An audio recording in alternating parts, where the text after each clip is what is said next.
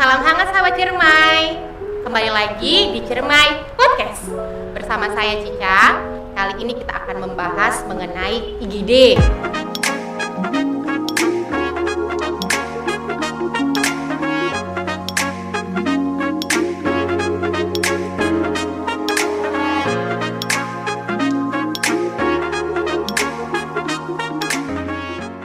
Apa itu IGD? Ya, IGD adalah salah satu bagian di dalam sebuah rumah sakit yang menyediakan penanganan awal bagi pasien yang menderita sakit cedera yang dapat mengancam kelangsungan hidup. Kali ini kita mendatangkan dua narasumber kita yang berkecimpung langsung di IGD. Ada IGD umum Ibu Rohmawati, selamat pagi. Selamat pagi Mbak Cica. Satu lagi ada Ibu Hani Juhani, selamat pagi. Selamat pagi Mbak Cica, selamat pagi sahabat Ciremai. Selamat pagi sahabat Ciremai. Hari ini kita akan membahas mengenai IGD.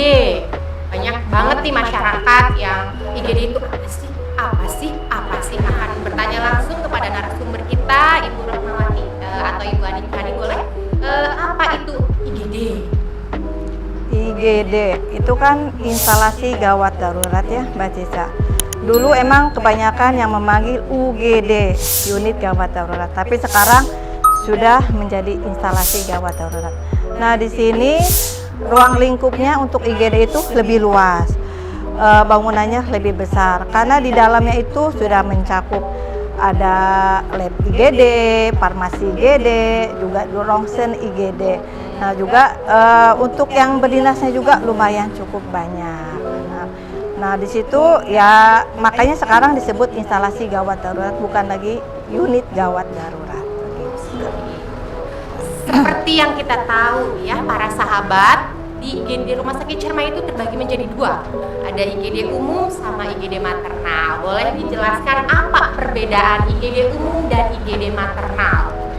Mungkin dari saya dulu ya Mbak Cica. Sahabat Ciremai, di Rumah Sakit Ciremai memang kita terbagi ada IGD maternal ya, dan tempatnya juga sudah terpisah dengan IGD umum. IGD maternal sendiri untuk sahabat Ciremai biar pada tahu nih, dia adalah IGD khusus untuk ibu, adalah ibu yang hamil, bersalin, dan juga untuk bayi. Nah, untuk ibu yang hamil dan bersalin itu sudah pasti ya, dia bisa datang sendiri atau bisa datang memakai diantar oleh bidan gitu kan. Nah, tapi untuk bayinya itu memang kita membatasi usianya itu yang bisa ke IGD maternal itu dari 0 sampai 28 hari seperti itu. Kalau di IGD umum sendiri perbedaan dari IGD maternal itu apa? Kalau untuk IGD umum Mbak Cica, di sini dikhususkan untuk kondisi-kondisi kasus kegawat daruratan. Nah, di sini seperti adanya kecelakaan, trauma. Trauma itu kan banyak macamnya. Ada yang karena sengatan listrik, luka bakar, atau karena keracunan. Nah, terus karena penyakit mendadak juga bisa Mbak Cica. Misalnya contohnya penyakit mendadak itu karena serangan jantung, stroke, diabetes, peblis, demam yang sangat tinggi bisa masuk lewat IGD. Nah, terus adanya juga karena komplikasi medis. Nah, komplikasi medis ini adanya infeksi berat karena asma. Nah, itu bisa juga lewat IGD. Nah, ini usianya kalau maternal kan tadi 0 sampai 28 hari. Nah, kami IGD umum bisa dari di atas 28 hari sampai lanjut usia. Tidak pokoknya dari usia berapapun bisa masuk UGD. Nah, terus perbedaannya juga dari tata ruangannya lebih besar yang tadi saya sebutkan untuk IGD umum. Nah, yang medisnya juga, yang berdinasnya dari tim medisnya juga lumayan cukup banyak begitu. Berarti di sini bisa dibedakan ya untuk IGD umum dan IGD maternal itu. Kalau misalkan untuk IGD umum lebih ke pasien-pasien yang penyakit umum, sedangkan untuk IGD maternal lebih ke kegawat daruratan obstetri, ginekologi dan neonatus. Betul, Bu Ani, seperti itu? Nah, jadi untuk kegawat daruratan ibu hamil dan bersalin ya. Iya. Oke. Kenapa sih ada IGD umum dan IGD maternal nih di Rumah Sakit Ciremai? Sejarahnya tuh apa nih sejarahnya? Dulu ya IGD maternal itu Bersatu ya. dulu bersatu dengan IGD umum sih. Sejak Juli tahun 2022 IGD maternal itu terpisah dari IGD umum karena waktu dulu letak IGD maternal itu atau pelayanan konek itu di belakang. Jadi maksudnya saat sebelum tahun 2022 itu dia di belakang nih. Jadi karena perkembangan pasien yang semakin banyak, terus kita intinya memberi pelayanan nih kepada pasien, terutama kegawat daruratan ibu yang hamil dan bersalin itu agar lebih privasi. Jadi dan tidak bersama dengan penyakit-penyakit yang lain ya. Kita akhirnya Rumah Sakit Ciremai ini mendirikan IGD maternal seperti itu. Biar lebih privacy ya, karena kan rata-rata pasien-pasien kebidanan dunia ginekologi seperti itu pasiennya banyaknya kan perempuan gitu. Kalau misalkan dicampur mungkin kurang privasinya. Iya, Iya, apalagi kadang ada pasien nih yang datang sudah saat persalinan, jadi dia kan melewati dulu IGD umum yang banyak banget juga pasiennya gitu. Jadi ya makanya kita Berarti ini juga sebagai pelayanan unggulan bisa dibilang seperti itu ya? Oh iya betul. Jadi memang karena kalau di rumah sakit yang sewilayah 3 nih ya, betul. baru yang terpisah tuh ya kita ini gitu. Oh, udah mantep, sahabat. Ya gitu. Berarti salah satu pelayanan unggulan di Rumah Sakit Ciremai. Iya, ya. betul. Apa perbedaan? Mungkin salah satu tadi ya. IGD di Rumah Sakit Ciremai ada pelayanan unggulannya seperti ada IGD maternal, Iya, itu juga sebagai pembeda dari rumah sakit lain gitu. Dalam kasus IGD ini menangani pasien apa saja mungkin juga sudah dijelaskan tadi. Apabila nih kita sakit, demam, batuk, pilek segala macem, udah berhari-hari ya kan, nggak sembuh-sembuh, udah berobat segala macem, betul, mau dirawat di IGD karena memang sudah nggak sembuh-sembuh nih, karena dari Vaskes tingkat 1-nya sudah diserahkan suruh ke IGD ya kan. Syaratnya itu bawa apa saja nih Bu? Syaratnya gampang Mbak Cica. Yang penting bawa pasiennya dulu. Iya betul, itu yang pertama bawa pasiennya. Kalau nggak ada pasiennya pasiennya dulu yang sakit. nggak bakal dilayani ya. Mau dilayani pasiennya Nah. begitu Mbak Cika. Tidak usah bawa rujukan apapun, langsung bawa pasiennya ke IGD. Yang terpenting itu bawa identitas, baik KTP, BPJS. Kalau misalnya anak masih di bawah umur ya cukup bawa kakak. Nah terus yang ketiga riwayat medis. Nah mungkin kan ada data-data yang sebelumnya yang sebagai penunjang untuk ke riwayat medis sebelumnya itu ya diusahakan dibawa. Nah gitu aja Mbak Cica. Mungkin saya bisa menambahkan sedikit Mbak Cica. Jadi sekarang kan sudah zamannya canggih nih. Ya. Katanya kita nih udah semua tuh ada di HP dalam satu genggaman. Jadi kalaupun seperti yang tadi sama Bu Wati sebutkan, ya mungkin intinya identitas. Kalaupun memang lupa secara yang fisiknya, nggak apa-apa, identitasnya bisa nanti lihat di HP. Di HP ada bisa, juga kalau misalkan tidak yang dibawa. sekarang sudah ada yang mobile CKN, Iya, nah seperti betul. itu. Nanti bisa dicek dari situ. Oke. Berarti lebih mudah. Lebih mudah. Ciremai tidak mempersulit tapi mempermudah. Oke. Semuanya bisa. Ciremai selalu memudahkan untuk Memudahkan masyarakat. sahabat. Apalagi khususnya untuk semua sahabat Ciremai dimanapun ya, pokoknya kalau ke IGD silahkan, nanti tidak usah takut. Paradigma masyarakat mengenai IGD lama. Bagaimana pendapat Ibu yang berdinas di IGD mengenai paradigma tersebut ya, tentang rumah sakit IGD rumah sakit Iya. Ciremai? Iya betul Mbak Cica. Saya sering dengar sih hal seperti itu ya. Masyarakat beranggapan di IGD-nya lama, apalagi di rumah sakit sama IGD-nya lama. Saya sering dengar itu suatu hal lumrah. Masyarakat beranggapan seperti itu. Kami punya alasan tersendiri Mbak Cica. Yang pertama, kami di IGD kami khususnya di rumah sakit Ciremai itu menjalankan triase. Nah ini triase itu apa? Biar masyarakat tahu. Itu untuk memilah dan memilih kondisi pasien mana nih yang harus didahulukan berdasarkan kegawat daruratannya. Nah itu yang pertama. Yang kedua, ada pemeriksaan diagnostik yang harus dikerjakan di IGD seperti adanya pemeriksaan laboratorium, pemeriksaan rongsen. Nah, itu yang emang harus kami kerjakan untuk menegakkan diagnosanya, penyakit pasien itu seperti apa. Nah, terus yang ketiga adanya kasus-kasus yang kompleks, yang emang harus dikonsulkan dulu ke spesialis, yaitu spesialis penyakit dalam, saraf, jantung. Nah, itu apalagi jantung, Mbak Cica, itu ya membutuhkan waktu. Nah, makanya untuk sahabat Cermai, untuk masyarakat, kami akan tetap berusaha memaksimalkan pelayanan untuk sahabat Cermai. Pelayanannya yang paling baik dan terbaik. Ya, mungkin bisa ditambahkan ya untuk sahabat Cermai semuanya. Jadi jangan takut di IGD Rumah Sakit Ciremai seperti yang tadi disampaikan oleh Mbak Wati. Itu memang kita bukan lama ya, tapi perlu waktu aja. Jadi perlu waktu, kan nggak mungkin pasien juga harus ditindak dulu, dipasang infus, itu juga kan perlu waktu. Gitu, seperti itu mungkin ya. Ibu-ibu ini kan udah lama nih berdinas di IGD ya.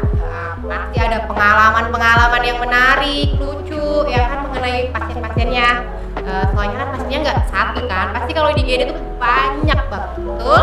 Betul, Mbak Cica. Ada pengalaman menarik selama berdinas di IGD?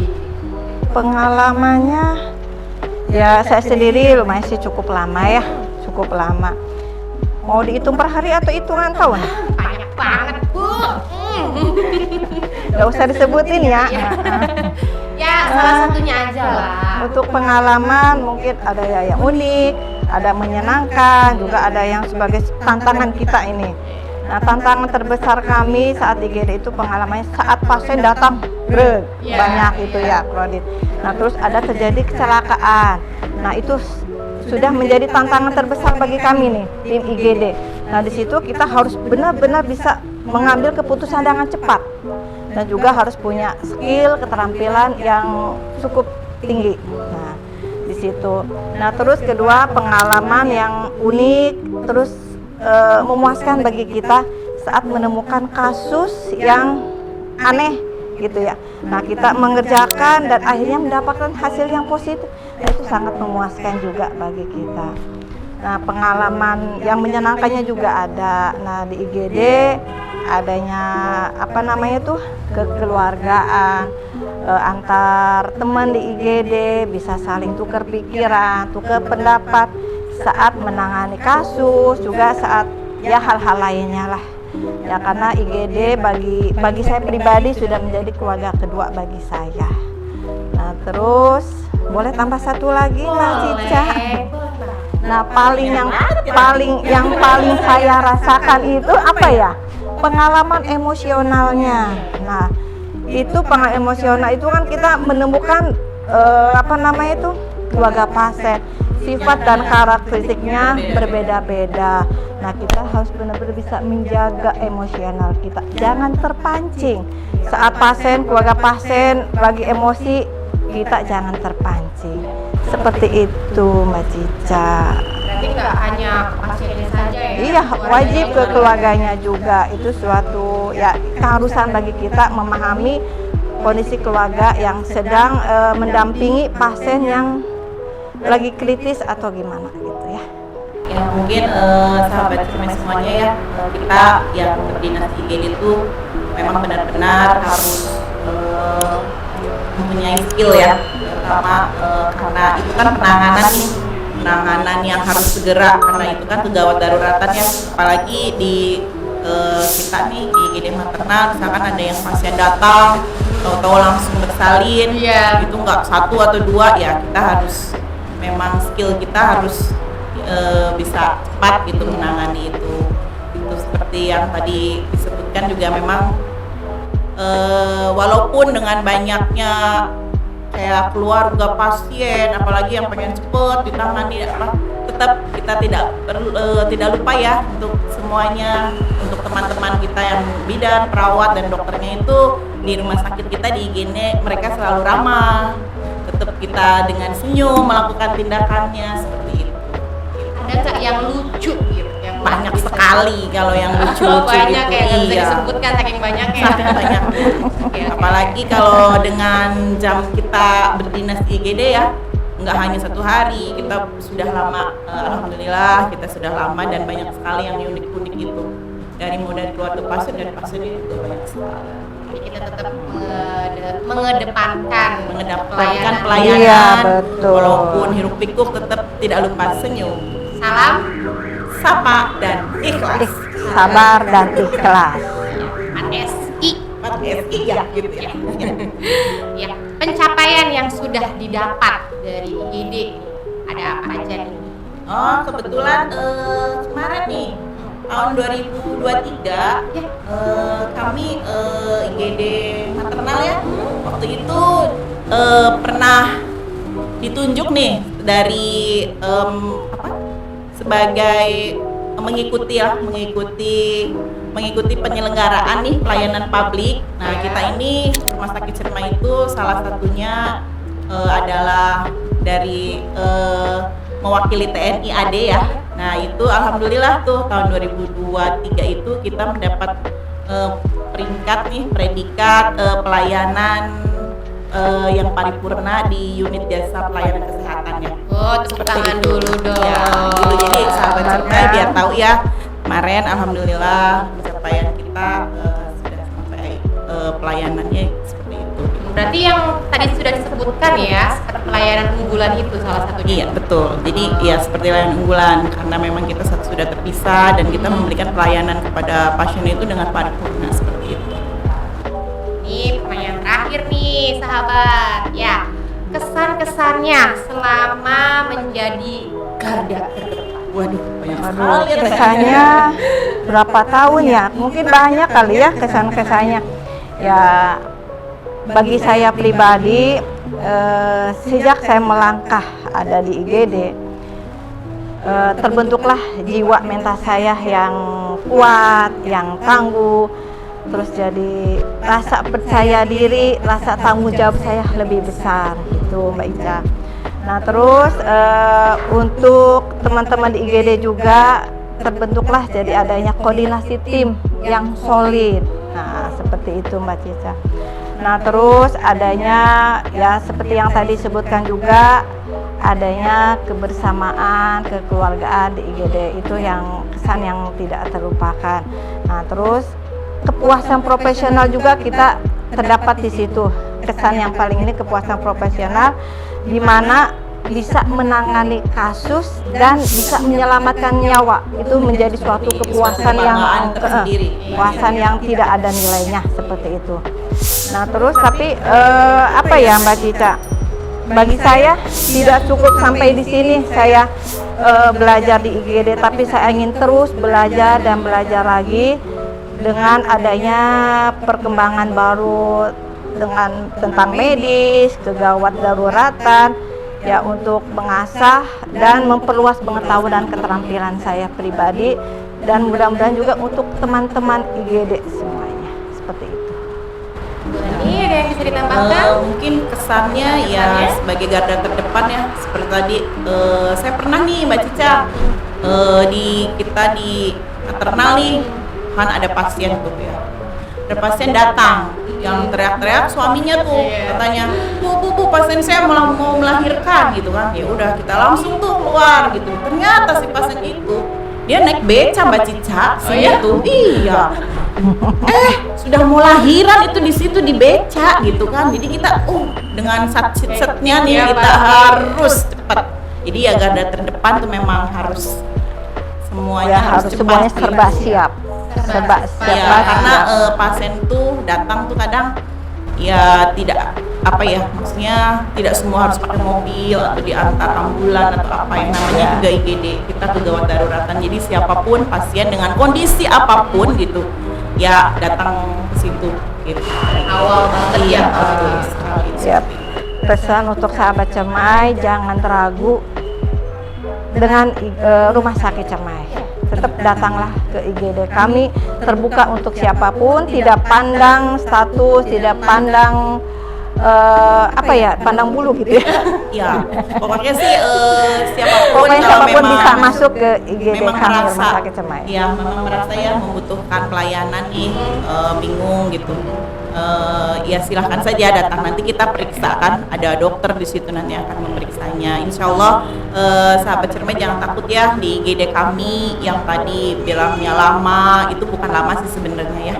Jadi Hanya jangan butuh takut, waktu aja. silahkan saja ke IGD kami. Lebih Insya Allah kami Tetap akan berupaya memberikan pelayanan semaksimal mungkin bagi sahabat Ciremai. Iya betul, seperti itu sih mungkin. Jadi sahabat-sahabat nih jangan beranggapan bahwa IGD lama segala macam gitu, karena itu semuanya membutuhkan proses dan membutuhkan waktu untuk menegakkan suatu diagnosa gitu ya. Iya. Jadi sebagai garda terdepan rumah sakit, para dokter, perawat, bidan yang berdinas di IGD harus siap mental, fisik, profesional, dan tetap ramah. Jangan lupa tersenyum, karena wajah depan rumah sakit adalah IGD. Terima kasih kepada narasumber kita hari ini yang sudah hadir di podcast Ciremai. Semoga podcastnya bermanfaat untuk masyarakat umum ya. Rumah sakit Ciremai semakin Sukses, makin maju. Iya. Jangan lupa tonton YouTube-nya, like, komen, subscribe YouTube Rumah Sakit Ciremai Cirebon. Sampai jumpa di podcast-podcast berikutnya. Jangan lupa like. Jangan lupa untuk menonton video kami yang lainnya, karena setiap like dan jam tayangnya sangat berharga bagi kemajuan platform media Rumah Sakit Ciremai.